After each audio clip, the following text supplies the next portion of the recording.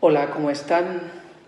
Buen día, aquí otra vez el Padre Filiberto haciéndose presente, ¿verdad?, para acompañarles en este recorrido que vamos a realizar para conocer un poco esos pasos de San Pablo al ir predicando, ¿verdad?, este mensaje de Jesucristo. Bueno, ¿quién era San Pablo? Esos son unos datos biográficos que vamos a desarrollar ahora.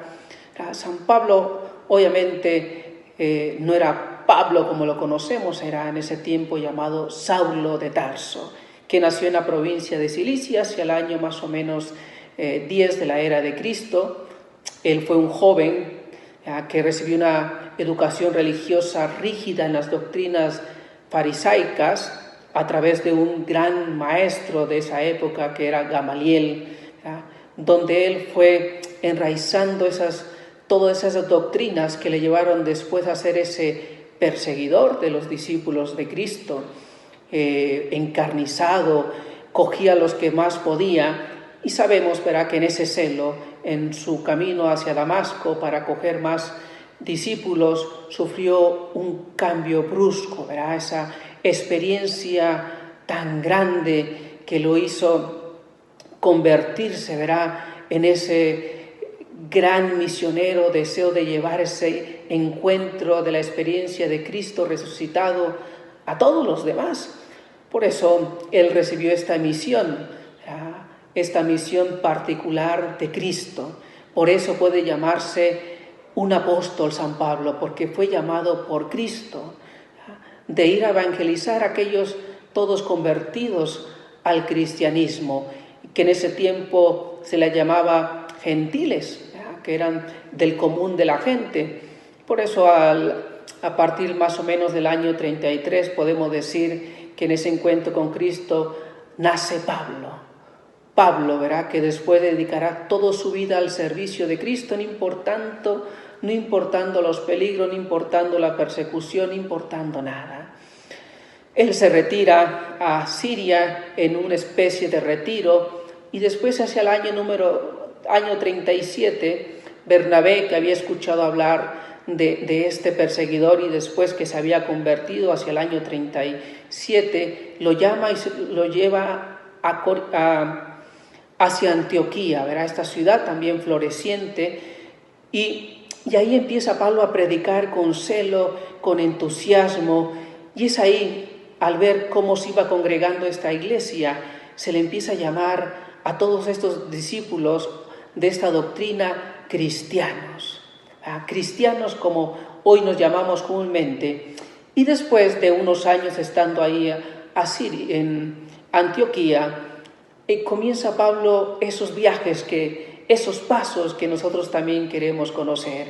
Y en el año más o menos 40 inicia su primer viaje apostólico. Él baja hacia Chipre, llega hacia Panfilia, va hacia Pisidia, hacia Iconia, y aquí empieza Pablo a usar este nombre. Ya dejó de usar Saulo para que se le conozca como Pablo.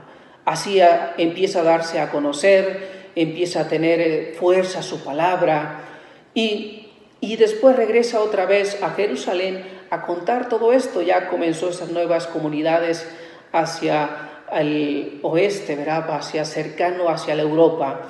Y es en los años 47 al 51 cuando inicia su segundo viaje, ya ahora sí bajo su total responsabilidad, sin Bernabé, ¿verdad? Él empieza este recorrido que va desde Jerusalén y empieza a recorrer toda esa parte nueva que él todavía no había realizado.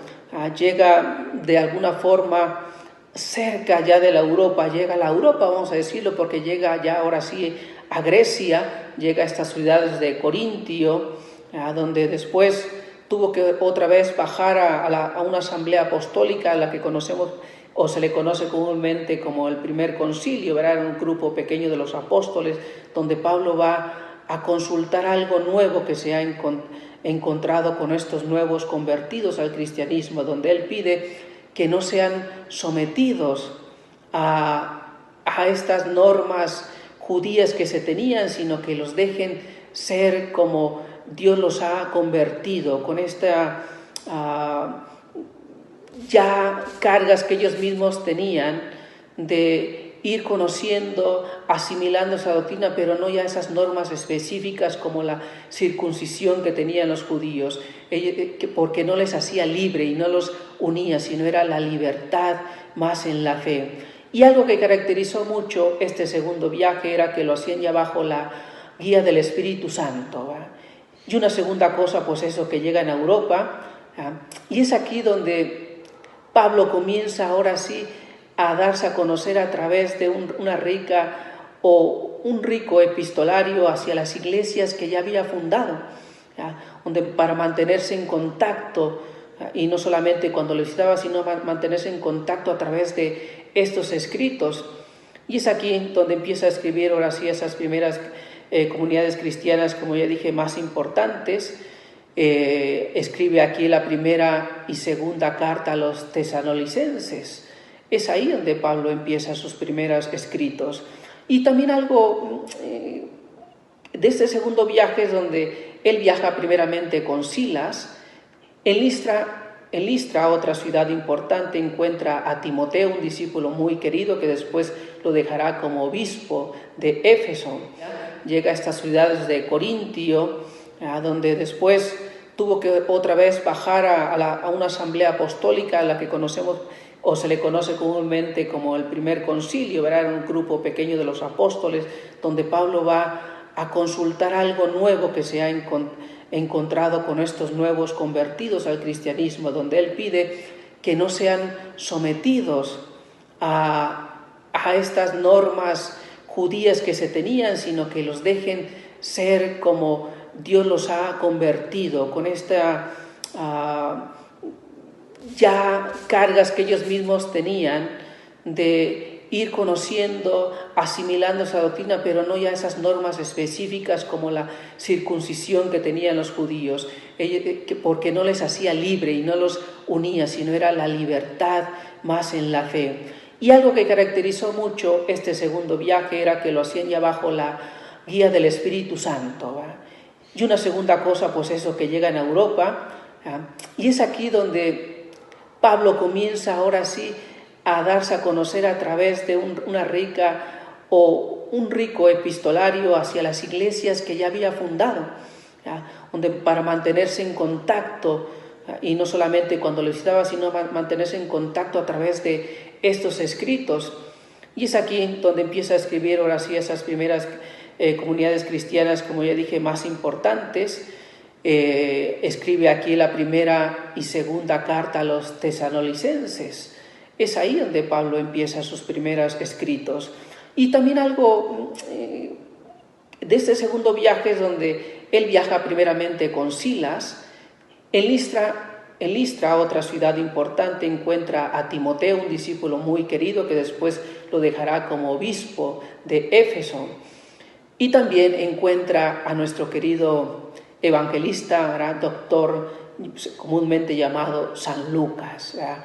Este era algo que tenía Pablo, ¿verdad? Siempre de ir buscando discípulos y irlos formando ahí en sus viajes. Hacia el año 53 al 58 comienza su tercer viaje, San Pablo, su viaje apostólico. Él va de ahora sí desde ya, sale desde Antioquía, se va por la Galacia, va por Éfeso, Troade, y hace el mismo recorrido, después va a Corintio, después baja por Mileto, va por Rodas y al final llega a Jerusalén, donde por primera vez es apresado Pablo. Algo que caracteriza este tercer viaje es su gran estancia en Éfeso, una ciudad importante, tenía alrededor de 300.000 personas, habitantes, ya ahí de una ciudad con un puerto marítimo importante que conectaba la parte occidental con la parte ya de oriente. Aquí también Pablo siempre escribía a Éfeso con cartas generales, que después va a esas ciudades cercanas que estaban ahí a esta ciudad. Aquí escriben estas cartas importantes ya ahora sí de las iglesias todavía mucho más grandes, comunidades como la primera carta a los Corintios, la segunda carta a los Corintios, también escribe a las comunidades de Galacia, y son las famosas cartas a los Gálatas. Y después esa carta también conocida que tenemos de carta a los romanos, ¿verdad? Con gran bagaje teológico que está ahí escondido. Y por último, ¿verdad? Cuando Pablo ya es apresado, vamos a decir, comienza su último viaje. Ese viaje que lo lleva de Jerusalén hasta Roma, donde por alguna circunstancia antes, en ese paso un intermedio de 2 años apresado en Cesarea, antes de llegar a Roma.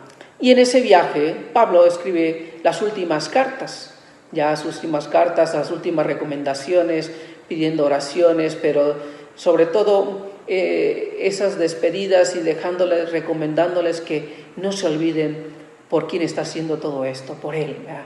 Por esa experiencia de Cristo resucitado. Y las últimas cartas son a los filipenses, a los colosenses, a los efesios, la carta a Filemón, y también ya casi al final escribe esas cartas pastorales a sus obispos, que había dejado encargado ahí a Timoteo, como le digo, allá en Éfeso, y a las demás iglesias cercanas a ellas, a Tito, que nombra ahí obispo de Corinto, ahí cercano, más bien era obispo de Macedonia, ¿verdad?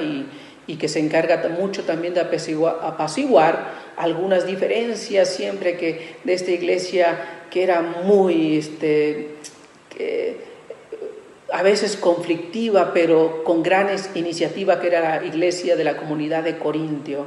Y también escribe la segunda carta a Timoteo, ¿verdad? Donde ya se despide, le da las últimas recomendaciones, donde dice que todo esto lo hace, ¿verdad?, por la salvación eterna, que la salvación únicamente viene por Cristo.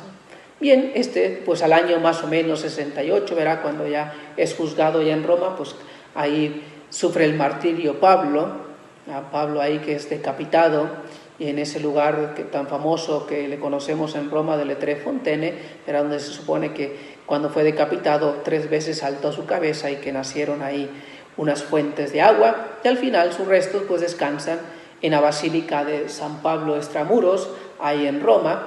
Ahí descansan pues ya los restos de San Pablo. Pues este más o menos es el recorrido un poco rápido de San Pablo. Espero que nos ayude. Más adelante espero enviarles otra video acerca de la personalidad de Pablo, ¿verdad? ¿Qué es lo que llevaba Pablo por dentro? Pues que les mando mi bendición y espero verles pronto. Adiós.